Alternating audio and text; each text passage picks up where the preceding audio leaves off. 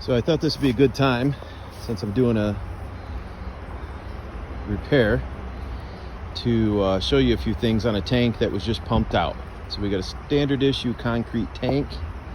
There's quite a few things that we can look at here. So first, you see here, that right there, that's a concrete baffle. You see it just basically goes down a few feet into the tank.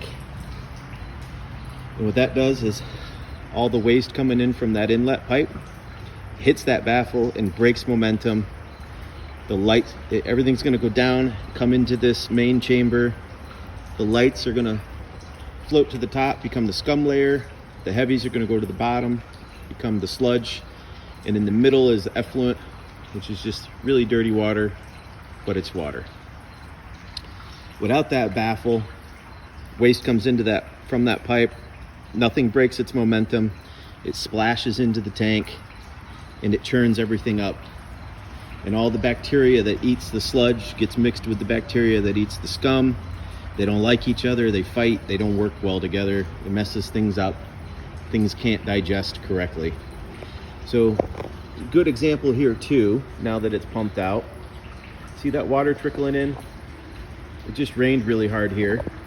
We got water trickling in, not from the pipe, not only from the pipe, but also from around it, because it's not sealed. So there's some groundwater getting in there.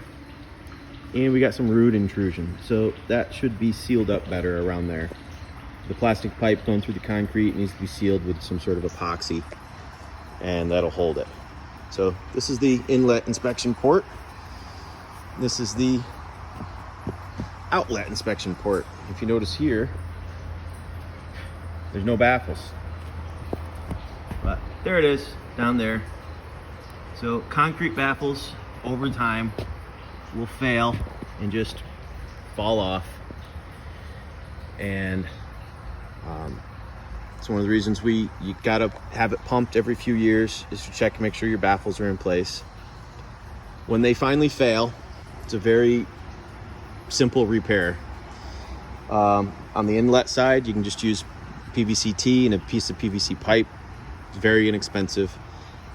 Obviously, you got to clean that pipe up so it fits on there okay. On the outlet side, you could do the same thing, or you can use something like this. Now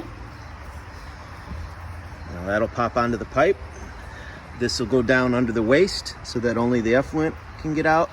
It keeps that scum from coming through. And then this has an effluent filter on it, which is an extra layer of protection. Because if solids get out that pipe, they'll go out into your absorption area, and a $30 missing baffle can cost you a $6,000, $10,000 absorption area.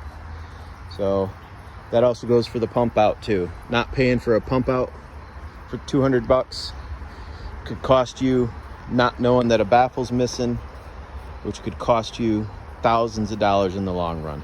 So since this tank was here and opened and pumped out, and just thought it was a great opportunity to show some things, make a quick video.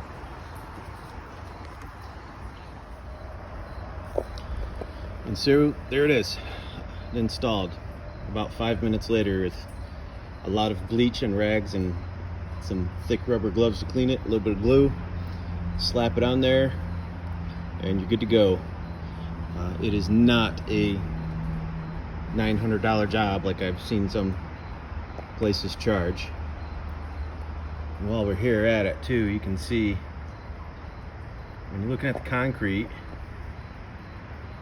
it looks like a crack right there, right? But I know when I looked at this tank when it was full,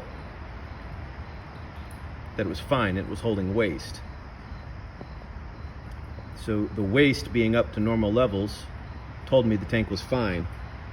But if you pump it out and look, well, it looks like there's a huge crack and you got a problem, when it's really just a seam. So pumping out a tank to look at it, to inspect it, really actually removes information and doesn't make it easier.